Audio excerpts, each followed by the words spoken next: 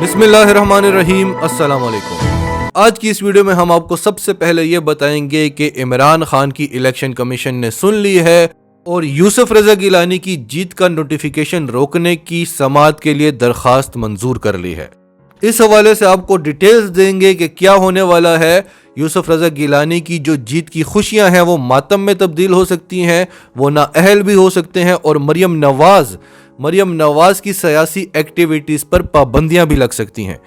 अगर फैसला मेरिट पर हुआ तो ये केस बड़ा मजबूत है। इसकी डिटेल्स देंगे आपको। फिर आपको दूसरी खबर बताएंगे कि इमरान खान ने बहुत बड़ा ऐलान कर दिया है कि अब धांधली नहीं होगी, करप्शन के सारे दरवाजे बंद कर दिए हैं और इलेक्ट्रॉनिक रिफॉर्म्स लेकर आ गए हैं, इलेक्ट्रॉनिक वोटिंग मशीन लेकर आ गए हैं। और ये इलेक्ट्रॉनिक रिफॉर्म्स इलेक्शन कमीशन पर और पीडीएम पर बिजली की तरह गिरी हैं। फिर आपको बताएंगे कि नवाज शरीफ ने फौज पर एक बार फिर बहुत बड़ा हमला करने की कोशिश की है, जिसमें उनको मुंह की खानी पड़ी है। मौलाना फजलुर रहमान को भी आज मुंह की खानी पड़ी है। मरियम नवाज को रास्ते से हटाने की और जेल भेजने की तैयारियां भी कंप्लीट हो चुकी हैं। बहुत सारी डिटेल्स देंगे आपको इस वीडियो में। डिटेल्स में जाने से पहले अगर अभी तक आपने हमारा चैनल सच टीवी सब्सक्राइब नहीं किया तो इसे अभी सब्सक्राइब करें और बेल आइकन पर क्लिक करें ताकि हमारी आने वाली वीडियोस आपको वक्त पर मिलती रहें। पाकिस्तान तहरीक इंसाफ की दरखास्त पर इलेक्शन कमीशन ऑफ पाकिस्तान ने यूसुफ रजा गिलानी की जीत का नोटिफिकेशन रोकने की समाअत 11 मार्च को रखी थी, जिस पर पाकिस्तान तहरीक इंसाफ को एतराज़ था कि एक तरफ तो डस्का के इलेक्शन में जब इलेक्शन के बाद एतराज़ात उठाए जाते हैं तो वहां पर आप फौरी एक्शन लेकर वो इलेक्शन मुलतवी कर देते हैं, जबकि सेनेट इलेक्शन से एक दिन पहले ही वीडियो लीक हो जाती है और साबित हो जाता है कि वोटों को खरीदा गया है। उसके बावजूद इलेक्शन कमीशन ना तो कोई एक्शन लेता है बल्कि नोटिफिकेशन रोकने की दरखास्त पर जो समाअत होनी है वो भी 11 मार्च को रखी गई है, जबकि 12 मार्च को सेनेट इलेक्शन के चेयरमैन के लिए इंतखाबात होने हैं। तो इलेक्शन कमीशन ने पीटीआई की ये दरखास्त मंजूर कर ली है और यूसुफ रजा गिलानी की जीत का नोटिफिकेशन रोकने की समाअत एक दिन पहले होगी। इस दरखास्त में पीटीआई ने न सिर्फ यूसुफ रजा गिलानी की जीत का नोटिफिकेशन रोकने की दरखास्त की है बल्कि यूसुफ रजा गिलानी की नाअहली की भी दरखास्त दी है। ये दरखास्त 12 नुकाती दरखास्त है, इसके बारे में आपको बताते हैं, लेकिन उससे पहले पीटीआई के जो इलेक्शन कमीशन पर शिकवे हैं उसके बारे में भी आपको बताते हैं। पीटीआई का कहना है कि डस्का इलेक्शन में जो एतराज़ात उठाए गए वो इलेक्शन के बाद के एतराज़ात हैं और इलेक्शन कमीशन ने 12 घंटे के अंदर अंदर उसका नोटिस लिया, जबकि सेनेट इलेक्शन में जो एतराज़ात उठाए गए वो इलेक्शन से पहले उठाए गए, लेकिन फिर भी इलेक्शन कमीशन नोटिस लेता है 2 दिन के बाद। डस्का इलेक्शन में 24 घंटे के अंदर अंदर इंक्वायरी रिपोर्ट आ जाती है, जबकि सेनेट इलेक्शन में अभी तक कोई इंक्वायरी रिपोर्ट नहीं आई। फिर इलेक्शन से कबल ही सुप्रीम कोर्ट का फैसला आ गया था कि ठीक है, इलेक्शन को फिलहाल खुफिया ही रखा जाए, लेकिन टेक्नोलॉजी का इस्तेमाल किया जाए और बाद में पता लगाया जा सके कि किसने किसको वोट डाला था। और ये काम इलेक्शन कमीशन बड़ी आसानी से कर सकता था, सिर्फ एक बार कोड लगाना था बैलेट पेपर के ऊपर।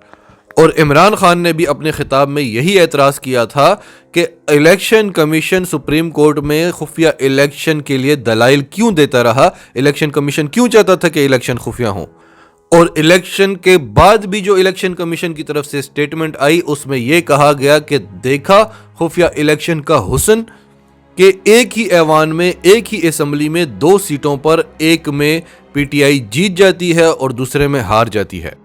और हारी हुई सीट पर एतराज होता है, जीती हुई सीट पर एतराज नहीं होता, जिस पर फवाद चौधरी ने कहा कि इसी बात का तो रोना है कि अगर पीटीआई के एमएनएस के ज़मीर उनको मलामत कर रहे थे कि वो पीटीआई को वोट डालें तो दूसरी सीट में उन्होंने वोट क्यों डाला, क्योंकि उनको पैसे एक ही सीट के लिए मिले थे।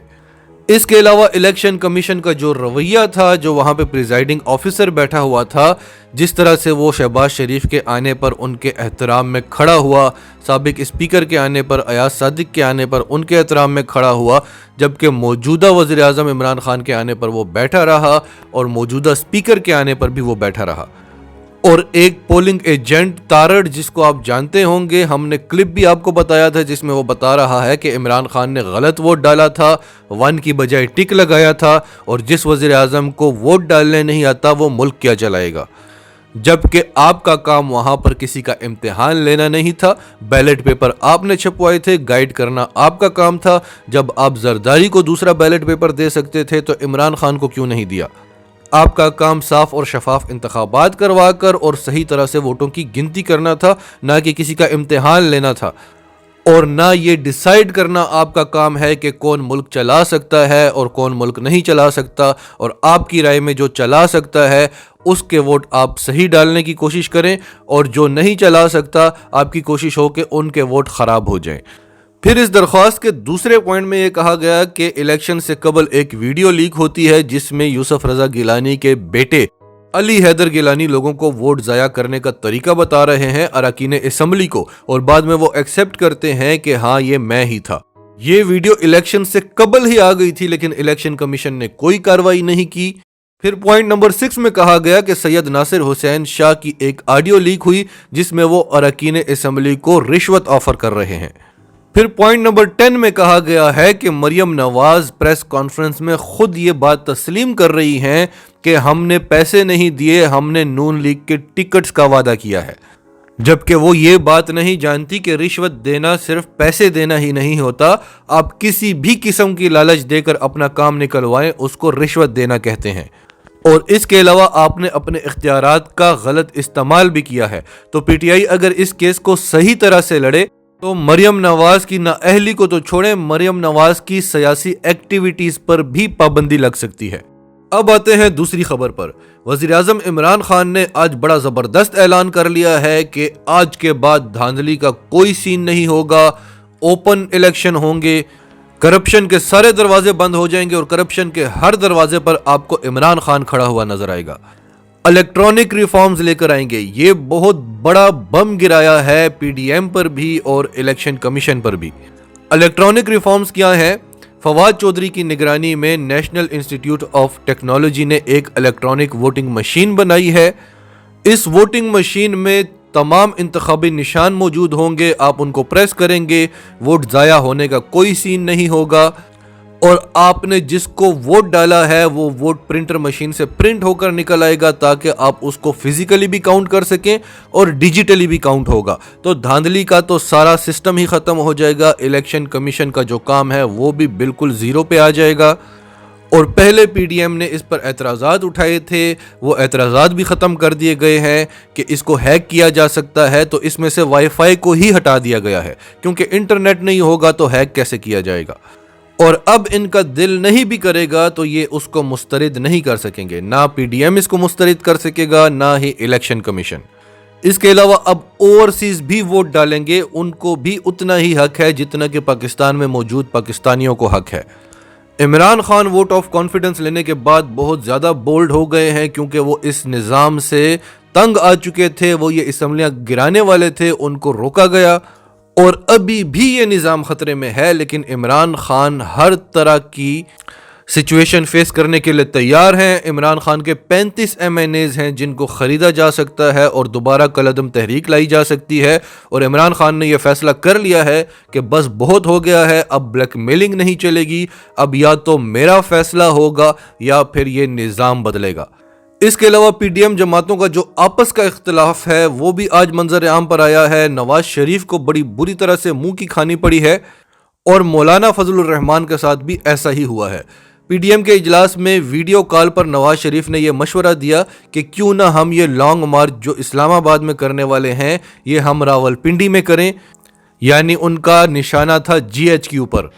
भारत बहुत खुश हो जाता उनके इस इकदाम से। नवाज शरीफ के इस मशवरे पर नून लीग के अपने कारकुन भी खामोशी इख्तियार किए बैठे रहे और जब बिलावल भुट्टो जरदारी ने उनके इस मशवरे को रिजेक्ट किया तो सब ने बिलावल भुट्टो जरदारी की राय की हिमायत की। इसके अलावा अवैस नूरानी ने कहा कि आप लोग मौलाना फजलुर रहमान को सदारत की सीट के लिए जब वो खड़े हुए थे तो पीपल्स पार्टी वालों ने उनको वोट क्यों नहीं दिए थे, तब आपने हाथ खड़े कर लिए थे। तो कमर जमान कायरा बोले कि हम एक इत्तेहाद हैं, हम सारी जमातें मर्ज नहीं हुई, हम सब अपने अपने फैसले करेंगे, अपने अपने फैसले का अख्तियार रखते हैं। और मौलाना फजलुर रहमान जो इन असम्बलियों को मानते ही नहीं है, अगर 2018 में इन असम्बलियों से उनको सदारत के लिए वोट मिल जाता तो तब ये असम्बलियाँ जायज़ हो जाती। پھر مولانا فضل الرحمان کے اس مشورے کو بھی سب نے ریجیکٹ کر دیا کہ سب استعفیٰ دے دیں اور صرف حکومت گرانے پر غور کریں۔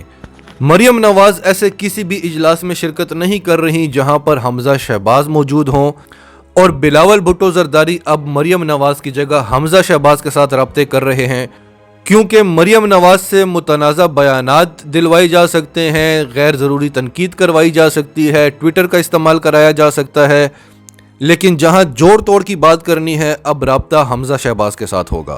اس پر بھی مریم نواز شدید پریشان ہے۔ اس کے علاوہ مریم نواز کو گرفتار کرنے کے لیے بھی تمام حکمت عملی تیار کی جا رہی ہے۔ کیپٹن صفدر کی بے نامی جائیداد کے معاملے میں بھی مریم نواز کو بلایا جائے گا، اور یہ تو ویسے ہی سزا یافتہ مجرم ہیں، ان کو ایک عورت ہونے کے ناطے خصوصی رعایت ملی ہوئی ہے جس پر یہ ضمانت پر ہیں، اور ضمانت پر ہو کر یہ ملکی اداروں پر، ملکی سیکیورٹی پر، نیشنل انٹرسٹ پر تابڑ توڑ حملے کر رہی ہیں۔ اس کے علاوہ نون لیگ اور پیپلز پارٹی میں اس وقت بڑا اختلاف یہ ہے کہ بلاول بھٹو زرداری چاہتے ہیں کہ عدم اعتماد کی تحریک پنجاب میں لائی جائے، چودھری پرویز الہی کو وزیر اعلیٰ بنایا جائے، تب جا کر پاکستان پیپلز پارٹی پنجاب کے اندر اپنی کوئی پوزیشن بنا سکے گی، کیونکہ ان کی پوزیشن پنجاب کے اندر زیرو ہو کر رہ گئی ہے۔ نون لیگ یہ نہیں چاہتی، نون لیگ چاہتی ہے کہ عثمان بزدار ہی وزیر اعلیٰ رہے، کیونکہ اگر عثمان بزدار کی جگہ کوئی تگڑا وزیر اعلیٰ ہوتا تو کبھی بھی کوئی بھی الیکشن نون لیگ پنجاب کے اندر نہ جیت سکتی، اور اگر پرویز الہی آ گیا تو وہ تو نون لیگ کو پنجاب سے ختم کر دے گا۔ اس کے علاوہ بلاول بھٹو زرداری نے کاف لیگ کے رہنماؤں کے ساتھ بھی ملاقاتیں کی، اور اس میں بھی بلاول بھٹو کو کوئی امید نظر نہیں آئی، کیونکہ چودھری برادران نے صاف انداز میں کہہ دیا کہ ہم وفاق میں بھی اور صوبے میں بھی عمران خان کے ساتھ ہیں، اور یہ کاف لیگ کا کوئی احسان نہیں ہے پی ٹی آئی پر، کیونکہ پی ٹی آئی نے ان کے مقابلے میں بندے ہی نہیں کھڑے کیے تھے۔ تو جب پہلے سے اتحاد ہوتا ہے تو سیٹوں کے مطابق ہی وزارتیں ملتی ہیں، اور کاف لیگ کی اہمیت اس وقت اس لیے ہے، کاف لیگ اور ایم کیو ایم کی اہمیت اس وقت اس لیے ہے کیونکہ ایک طرف عمران خان ہے، پی ٹی آئی ہے، دوسری طرف یہ 11 جماعتیں ہیں۔